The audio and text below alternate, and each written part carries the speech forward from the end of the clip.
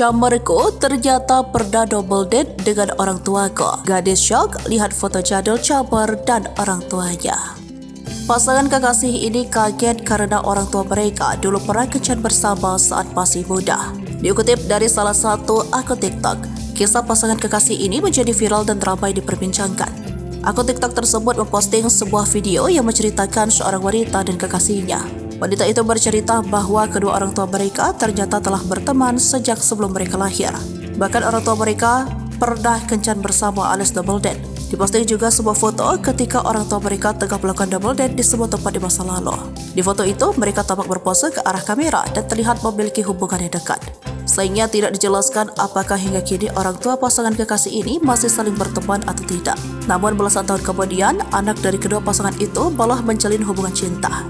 Wanita pemilik akun tersebut kemudian membagikan potretnya bersama sang kekasih di tahun 2023 sekarang. Siapa sangka, tulis wanita itu dengan emoji menjulurkan lidah. Postingan TikTok itu pun viral dan telah ditonton sebanyak lebih dari 2,7 juta kali. Bahkan video wanita tersebut juga ramai diunggah ulang oleh akun media sosial lainnya dan menjadi semakin viral. Banyak netizen di kolom komentar yang tidak percaya dan syok mengenai orang tua mereka. Dan tidak sedikit netizen yang mengatakan bahwa kisah mereka seperti drama Korea Welcome to Samdalri. Hingga 27 Februari 2024, kisah ini masih menjadi viral di berbagai media sosial.